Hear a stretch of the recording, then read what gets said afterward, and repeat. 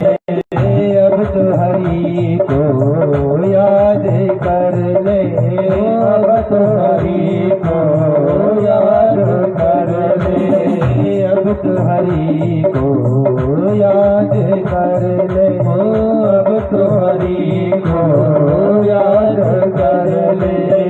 कब तक छुपेगा तू दुनिया नजर से, कब तक छुपेगा तू दुनिया नजर से, कब तक छिपेगा तू दुनिया नजर से, कब तक छुपेगा तू दुनिया नजर से।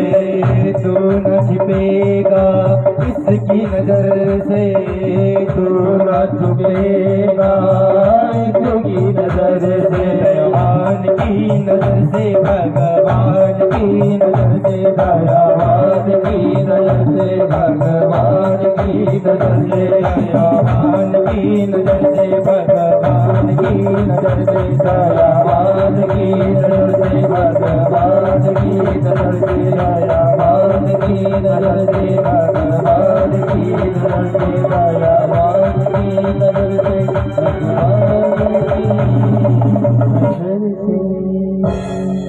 न मैं छिपा न तू छिपा। क्या आप छुपे हो? ना हम छुपे और ना ही अपनी आत्मा छुपेगी महाराज भगवान की नजर से। हमें लगता है कि हम कुछ भी बुरे कर्म करते हमें भगवान नहीं दिखता। अरे लाख आंख से देख रहा तुझे देखने वाला महाराज, वो जब देखता है ना तो लाखों आंखों से देखता है, और जब तक देगा तुझे कृपा करके तब तक महाराज तू संभालता थक जाएगा, लेकिन वो देता देता नहीं थकेगा। और जिस दिन उसने लेना प्रारंभ करा तो तेरी चमड़ी भी उतर जाएगी महाराज। देने वाला जब भी देता छप्पर फाड़ कर लेता तब चमड़ी उधेड़ कर। महाराज संसार में कोई किसी का नहीं होगा, कितना ही अपना अपना कर लो, ना तो परिवार आपका साथ देगा, ना ही अपने खुद के सगे संबंधी आपके साथ देंगे। अरे बेटा कहां तक साथ देगा? अग्नि तक, घर वाले डेली तक, पत्नी घर की डेली के बाहर नहीं जा सकती, परिवार वाले शमशान तक। जब तक अंतिम दर्शन होंगे तब तक परिवार वाले, परिजन वाले, पड़ोसी में करते हैं ना, मेरा बच्चा, मेरी बेटी, मेरा ये, मेरा वो, मेरे पड़ोसी, मेरा भाई, मेरी बहन, सब शमशान में देखेंगे सकल। बस हाँ लकड़ी लगा दो, गंडोर लगा दो, सब तैयारी कर देंगे फूकने की। महाराज बेटा अग्नि तक, और साथ कौन जाएगा आपके? किया हुआ पुण्य, दिया हुआ दान। महाराज बाकी संसार में कोई कुछ नहीं लेके जाएगा, सब यहीं पर छूट जाता है। फिर भी हम लोग अपने हाथ छाती से 1 रुपए नहीं छोड़ते, 1-1 रुपए के लिए रोते, दिन रात दौड़ते हैं। महाराज भगवान की भक्ति करने के लिए समय नहीं किसी के पास। किसी को कह दो ना कि महाराज भगवान की कथा सुना करो, भगवान का सत्संग करा करो, अरे महाराज कहाँ है तो समय है हमारे पास। महाराज बात कड़वी है लेकिन सत्य है। ये अभिषेक महाराज कड़वे वचन ज्यादा बोलते हैं, इसलिए कम लोग पसंद करते हैं अभिषेक महाराज को। देखिए कड़वे महाराज उनको बहुत कम लोग पसंद करते हैं, जो ज्यादा सहज चटा उनके ज्यादा पसंद करे लोग। अब कड़वा उनके कौन सहज है? तो महाराज अभिषेक महाराज तो कड़वा बोल रहे, क्योंकि हम लोगों की बदौलत ही आज हम लोग पीछे जाते जा रहे हैं। हो रहे कि नहीं हो रहे पीछे? आप लोग कौन कौन मानता है कि हम अपनी बदौलत से हम अपने धर्म में पीछे हो गए? कौन कौन मानता है? हाथ खड़े करो जरा। कोई नहीं मानेगा महाराज, हमारे बदौलत से धर्म आगे बढ़ा। बताएं कैसे? हम लोगों में सबसे बड़ी खामी ये है कि हम भगवान बदल देते पल पल में। बदलते कि नहीं बदलते? जरा सभी हाथ खड़े करके बताओ कैसे? किसी को समस्या है माता जी के पास चले जाओ, वो माता जी दुख काट देगी। माता जी के पास गए, माता जी से भी कोई काम नहीं हुआ तो किसी ने कहा भैरू महाराज के चले जाओ। महाराज भैरू महाराज के चलेगा, माता जी छूट गई। भैरू महाराज से भी काम नहीं हुआ, किसी ने कहा जाओ ठाकुर जी की शरण में चले जाओ। ठाकुर जी के पास जाके वृंदावन में जय राधे राधे राधे राधे करने लगे, फिर भी काम नहीं चला। बिहारी जी को बदल दिया, किसको पकड़े? पे चले गए। वहां भी काम नहीं चल रहा, तो घर आके बैठ गए। महाराज भगवान कहता है कि यदि मुझ पर भरोसा है तो पूरी तरह से भरोसा रखना, नहीं तो पल में ही भरोसा टूटते में तेरी आस तोड़ देता। क्योंकि एक सदै सब सदै सब सदै सब जाए। यदि एक को साधोगे तो सब देवता सद जाएंगे, और लेकिन सबको पुकारोगे तो कोई भी नहीं आएगा। जब मुसीबत के समय में सभी देवी देवताओं को पुकारोगे, हनुमान जी आ जाओ, माता जी आ जाओ, ठाकुर जी आ जाओ, सब आकाश में जब खड़े खड़े मुंह देखेंगे, बोले किसको पुकार रहा है, जब तक कि अपनी नैया डूब जाएगी। महाराज एक को साधो। आज नेमिषारण्य तीर्थ में सभी सोनकादि ऋषि पहुंचे। भगवान नारायण से कहा कि प्रभु हमें ऐसा स्थान बताओ जहां पर हम भगवान का सत्संग कर सके, भगवान की कथा को श्रवण कर सके, कि कलयुग का प्रभाव हमारे ऊपर न हो गए। क्योंकि कलयुग में हर कोई भगवान की भक्ति नहीं करता। कलयुग में ना तो वैसे गुरु मिलेंगे और ना ही वैसे शिष्य मिलेंगे। आज के समय में महाराज कलयुग में तो लोभी गुरु लालची जलाना हो, नरक में ठेल मचे। ना तो पहले जैसे गुरु रहे और ना ही पहले जैसे शिष्य रहे। महाराज पहले के समय में जो शिष्य फोन गुरु जी के सामने आते थे ना, गुरु जी को देख के माथा टेक देते, गुरु जी की चरण पे। और आजकल तो गुरु जी दिखी जाए तो गुरु जी से हाथ मिलाने जाए। तो संस्कार हमने ही बिगाड़ दिए। महाराज हमारे भी बहुत सारे शिष्य आते हैं, तो हम तो कहते थे महाराज गुरु मंत्र का वास्ते लिए हाथ मिलाने के लिए। यदि आपने गुरु बनाया है तो गुरु का सम्मान भी करना चाहिए। क्योंकि कलयुग में आजकल हर कोई भी भगवान की भक्ति करने वाला नहीं है और ना ही गुरु की सेवा करने वाला है। क्योंकि महाराज आजकल के लोग खुद पर ज्यादा डिपेंड होने लग गए। कोई बड़ा कहे ना कि बेटा भगवान की भक्ति करा करो, आज के समय में माता पिता जब कहते हैं बेटा भगवान की भक्ति करा करो, भगवान की भक्ति करा करो, क्या होता है भगवान की भक्ति? क्यों? क्योंकि इनको दिमाग में साइंस का कीड़ा बैठ गया। क्योंकि साइंस ने दिमाग में खोखला कर दिया ना इनको महाराज। लेकिन ये नहीं जानते कि जो साइंस इनका आज बताता वही हमारे वेद पुराण कई सालों पहले बता चुके हैं। आर्यभट्ट ने जीरो की रचना करी थी ना, लेकिन भागवत में पहले बता देता कि पृथ्वी जीरो के समान है। क्योंकि भागवत है, ये पुराण है, ये पुराणों की बातें भी बता सकते हैं। आज नेमिषारण्य तीर्थ में जाने के लिए प्रार्थना करें कि प्रभु ऐसा क्षेत्र बताओ जिसमें हम बैठ करके भगवान का सत्संग कर सके। भगवान ने अपने सुदर्शन को भेजा और सुदर्शन पूरे ब्रह्मांड का चक्कर लगा करके नेमिषारण्य में जाकर के भूमिगत हुआ। अब जैसे भूमिगत हुआ तो भूमिगत होकर के वह वहां पर सभी संत लोग भगवान का सत्संग करने लगे। वहां पर आज भी कलयुग का प्रभाव नहीं है। नेमिषारण्य तीर्थ में आज भी भगवान का सुदर्शन चक्र है और वहां पर आज भी कलयुग प्रवेश नहीं करता। अब महाराज वहां पर सभी संत लोग यज्ञ कर रहे हैं। अब यज्ञ करते समय आप में से यज्ञ में कौन कौन बैठे हैं? ओ मैया, यज्ञ में बैठे हो कभी? ताली बजाओ माता जी के लिए एक बार। यज्ञ का समय होता है सुबह 7 से 12 और शाम को 3 के बाद में। तो 12 से 3 का समय क्या करें? अब सभी नेमिषारण्य तीर्थ में यज्ञ करते, लेकिन 12 से 3 का जो समय था वो व्यतीत नहीं होता। सभी ने सोचा कि कोई ऐसा व्यक्ति आ जाए जो हमें कथा सुना दे, ऐसा कोई गुरु आ जाए जो हमें सत्संग की प्राप्ति कराए। क्योंकि महाराज उस समय में थे फोन नहीं थे ना, नहीं तो आप पहले तो अगर फोन होते तो हमें शास्त्र हमारे बीच में आ ही नहीं पाते। और आजकल की औलाद उनको कह दो फोन हाथ में देते तो महाराज 1 घंटे क्या, वो तो 24 घंटे जग जाए। आजकल के जो बच्चे हैं ना, जनरेशन, उनके हाथ में बस फोन होना चाहिए। वो 1 घंटे की बात क्या करो तुम, वो 24 घंटे व्यतीत कर दे। क्योंकि वो कहने क्या चलाता ना, फेसबुक, इंस्टाग्राम, ट्विटर, और वो क्या है गेम आता बीच में पबजी, बहुत खेलते थे बच्चे पबजी भी, है ना महाराज। दिन भर उसी में लगे थे। लेकिन अच्छा हुआ उस समय ये मोबाइल नहीं निकले थे। अगर निकल जाते तो हमारे बीच में भागवत नहीं आता। आज हमारा सभी सोनकादिक ऋषि के मन में विचार आया कि कोई ऐसा पुराण मिल जाए जिसके श्रवण करने मात्र सभी पाप नष्ट हो जाए। उसी बीच में श्री 5 वर्ष से सूत जी महाराज का प्रादुर्भाव होता है। बोले सूत जी महाराज की जय हो। सूत जी महाराज का प्रादुर्भाव हुआ। सूत जी महाराज आए।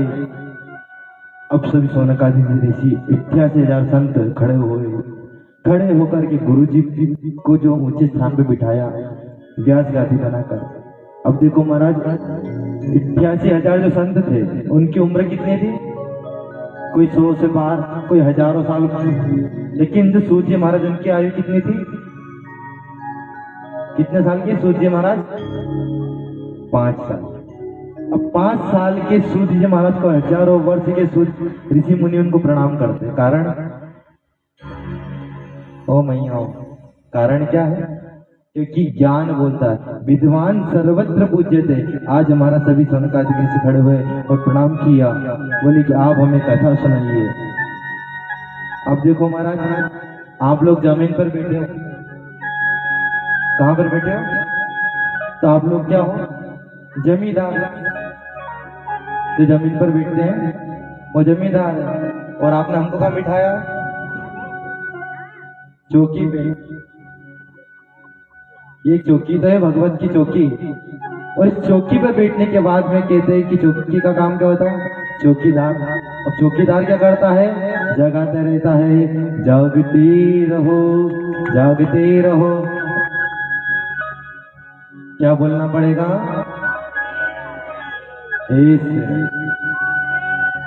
किसी के मुख से आवाज नहीं निकलती। कल छात्र में थक गए क्या? आरती करते भागवत जी की आरती आज तो मुख से आवाज नहीं निकल रही। मुख में राम ने, बगल में छुरी।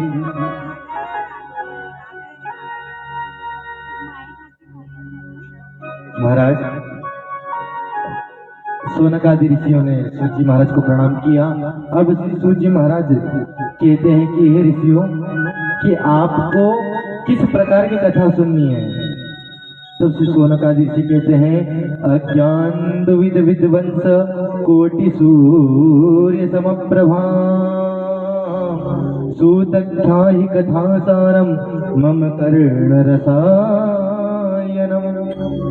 क्या कहा कि हे सूत जी महाराज, आप हमें इस प्रकार की कथा सुनाओ जिसे सुनकर हमारे कान को रस की प्राप्ति हो। क्योंकि अज्ञान दुविध कि जो ये संसार में हम अंधेरे में डूबे हुए, आप उसमें करोड़ों सूर्य के समान, कोटि सूर्य समप्रभा, कि करोड़ों सूर्य के समान आप प्रकाशित देने वाले, हमारे कानों को जो रस की प्राप्ति होवे, ऐसी आप कथा हमें सुनाइए। तब श्री सूत जी महाराज कहते हैं कि भक्ति ज्ञान रिति ख्यातो विवेको वर्धते महान माया मोह निराशश वैष्णवे क्रियते कथा। कि सबसे पहले इस कथा को श्रवण करने से पहले मैं आपको बताऊं कि भक्ति ज्ञान विराग आपको कि एक कथा मैं आपको सुनाने जा रहा हूं, जिस कथा को श्रवण करके कानों को भी रस की प्राप्ति होती है। और जिस भक्ति महारानी की, जो सभी के मन में भक्ति बैठी है, वो भक्ति महारानी के भी दुख को ये कथा दूर कर दे। यह घोर कलोप्राय जीवश्च सरतागत क्लेश कांतश्च तदैव शोधने किं परायण। कि महाराज इस घोर कलयुग में ऐसा कौन सा उपाय है जिसके श्रवण मात्र से हम मोक्ष को प्राप्त कर सके, भगवत प्राप्ति कर सके। तो श्री सूत जी कहते हैं कि इस कलयुग का जो अजगर है, काल व्याल मुख ग्रास, कि महाराज कलयुग एक अजगर के समान हमें रोज निकलता जाता है। काल व्याल मुख ग्रास त्रास निर्णास है तवे श्रीमद भागवतम शास्त्रम कलो कीरेण भास्करम। कि जो एक भागवत महापुराण एक ऐसा शास्त्र है जो हमें इस कलयुग रूपी भवसागर से हमें तार सकता है। एक ही भागवत महापुराण ही है जो अपने पितरों को मोक्ष दाने के लिए गर्जन करता है, मुक्ति दाने में गर्जन करता है। ये भागवत कथा की क्षमता है कि ये मृतक को भी मोक्ष दिला सकती है। आप लोगों ने सुना होगा, यदि किसी के पितर का उद्धार करवाना रहता तो क्या करवाते हैं? पितृ भागवत करवाते ना। पितृ शिव पुराण क्यों नहीं करवाते? पितृ राम कथा क्यों नहीं करवाते? पितृ नानी बाई का मायरा क्यों नहीं करवाते? लेकिन पितृ भागवती क्यों कराते? क्योंकि भागवत में वो क्षमता है कि महाराज वो अपने पितरों को भी तार सकती है। आज महाराज श्री सूत जी महाराज कथा प्रारंभ करते हैं कि एक समय श्री सोनकादि ऋषि के बीच मध्य में श्री नारद जी का आगमन हुआ। नारद जी महाराज अनेक लोकों में भ्रमण करते करते आए। सबसे पहले गंगा के किनारे गए। गंगा के किनारे पे जाकर देखा कि महाराज सभी लोगों ने गंगा को भी अशुद्ध कर दिया। हम लोग जाते हैं ना पिकनिक मनाने, आप लोग में से कौन कौन जाते हैं पिकनिक मनाने? जरा हाथ खड़ा करो। कौन कौन जाते हैं पिकनिक मनाने? बताओ जरा हाथ खड़ा करके। कोई नहीं जाते? चलो अच्छी बात है, हमारे इटावा की माताएं समझदार है कि पिकनिक मनाने नहीं जाते। महाराज जब आप पिकनिक मनाने जाते हैं ना नदियों पे, तो खाया पिया और सब गंगा जी में। ये दशा देखकर नारद जी को बड़ा दुख हुआ कि महाराज कलयुग के लोग गंगा जैसी नदी को भी अशुद्ध कर देते हैं। फिर महाराज नारद जी गंगा नदी से कुछ दूर और आए, तो वहां पर जाकर देखा मनुष्य के घर में कि आपके घर में शांति है कि नहीं? आओ, आप लोगों के घर में शांति है कि नहीं है? ये शांति चिल्ला छोड़ते हैं कितनों के घर में नहीं होती? जरा हाथ खड़ा करो। होती सबके घर में महाराज, लेकिन बताना। नारद जी ने देखा कि महाराज सभी दुखी है। अब मैंने सोचा था, देखो भगवान नारद जी का कहते हैं कि भगवान गृहस्थी के घर में आते हैं। भगवान किसके घर में आते हैं? गृहस्थियों के। भगवान मिले दशरथ जी को गृहस्थी में, मीराबाई को मिले गृहस्थी में, नरसिंह मेहता को मिले गृहस्थी में। तो भगवान आते हैं तो गृहस्थी के घर ही आते। तो मैं गृहस्थी के घर में जाकर देखो कि इनके घर में इतनी शांति होगी, तभी तो भगवान आता। जाकर देखा महाराज भगवान वहां भी शांति नहीं। जब शांति नहीं थी तो दूसरे घर पर जाकर देखा, तो वहां देखा तो महाराज सोचने लगे, महाराज मैंने विष्णु पुराण पढ़ी थी। विष्णु पुराण में लिखा था कि भगवान नारायण शेष सैया पे सोते हैं और माता लक्ष्मी चरण दबाती। यहाँ तो पूरी विष्णु पुराणी जी उल्टी हुई। देवी जी सोफा पे, नारायण चरण दबा। दूसरे घर में जाकर देखा तो वहां पर स्वामी हाथ में कप प्लेट लेके खड़े कि देवी रात्रि में भोजन में क्या बनाओ?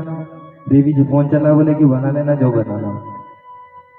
नारद जी गृहस्थी के घर से भी गए। अब कुछ दूर जाकर के जैसे यमुना के किनारे पहुंचे नारद जी, तो यमुना के किनारे पहुंच करके उन्होंने देखा कि महाराज एक स्त्री दो वृद्ध पुरुष के पास में बैठी। अब यहाँ पर उनके मन में आया यहाँ तो स्त्रियों का मेला है, क्योंकि एक जवान स्त्री दो बूढ़े व्यक्ति के पास बैठी। यहाँ तो स्त्रियों का मेला है, मुझे यहाँ से जाना चाहिए। जैसे ही जाने लगे नारद जी, तो भक्ति महारानी आवाज लगाती है कि भोभो छादु क्षणम दिष्टम चिंत्याम विनाशय, कि हे नारद जी क्षण भर के लिए रुक जाइए और मेरे दुख को दूर कर दीजिए। नारद जी ने कहा कि देवी आप कौन? कहा कि मेरा नाम भक्ति महारानी, और ये दो बेटे दिख रहे हैं ना बूढ़े व्यक्ति, ये मेरे बेटे हैं। अब ऐसा कोई कहे तो कोई विश्वास करेगा? माँ जवान है, बच्चे बूढ़े, कोई करे विश्वास? लेकिन महाराज जब माँ बूढ़ी होती तो बच्चे जवान होते ना, लेकिन यहाँ तो उल्टा है, बच्चे बूढ़े हैं और माँ जवान है।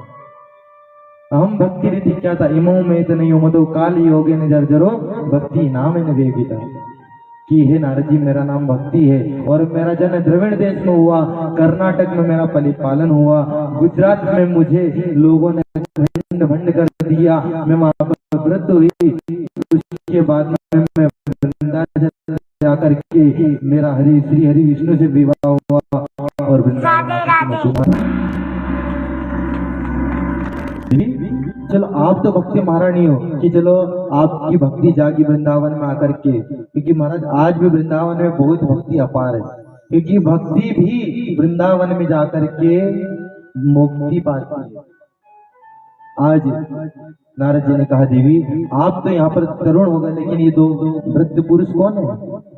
कहा कि ज्ञान वैराग्य नामान हो काल योगे ने जर्जरो, कि महाराज ये दो मेरे बेटे ज्ञान और वैराग्य है। आज कलयुग में ज्ञान कोई लेना नहीं चाहता और वैराग्य किसी को आता नहीं, दो बूढ़े हो गए। अब जब ये बात सुनी नारद जी ने सोचा कि हमें किसी के चक्कर में नहीं फंसना।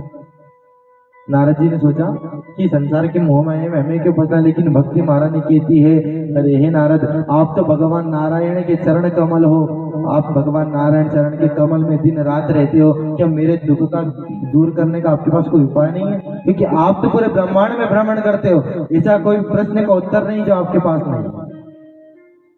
अब नारद जी ने सुना तो महाराज उनको भी जोश आया। जब अपन किसी को चढ़ाते हैं चने की झाड़ पर, उसको भी आता, हाँ हाँ हाँ कर लो कर लो। नारद जी ने भी कहा, देवी मैं तुम्हें वचन देता हूं कि तुम्हारे बेटों को तरुण करके दिलाऊंगा, तरुणता दिलाऊंगा। अब महाराज नारद जी कह करके चले। अब जैसे ही नारद जी चले तो सभी जो ऋषि मुनि थे उन्होंने सोचने लगे कि महाराज आज नारद जी का खुद के मन में प्रश्न है कि ज्ञान और वैराग्य को तरुण कैसे करें। जो पूरे संसार का ज्ञान स्वयं रखते आज वही ज्ञानी के लिए खोज रहे हैं। किसी के संत के आश्रम में जाते तो गुरुजी कहते थे, कह दो कि गुरुजी नहीं है। आप लोग भी कहते हैं ना, कोई मांगने वाला था, भिक्षा देने वाला, कहते कि नहीं कहते? अपने बच्चों से कहते मम्मी घर पे नहीं है, कहते कि नहीं कहते? हाँ जी के ना जी? अरे हाँ हो, तो तुम्हारे मालूम कितना को हमारे भी मालूम है। देखिए हमारे घर में भी महाराज जब कोई मांगने वाला आता है ना तो हमारे घर में से कहती है, माता भले घर में रहती, कहते बेटा घर में कोई नहीं है, बाद में आना। अब महाराज गुरुजी ने भी कहा कि जाओ शिष्यों कह दो कि नारद जी आए, तो कोई कहते ना गुरुजी ने, गुरुजी तुझे हमारे साथ चले। अब गुरुजी की बात मान करके सभी शिष्य लोग आए। नारद जी ने कहा कि गुरुजी गए केदारनाथ। अब केदारनाथ गए तो नारद जी पूरे भ्रमण करते करते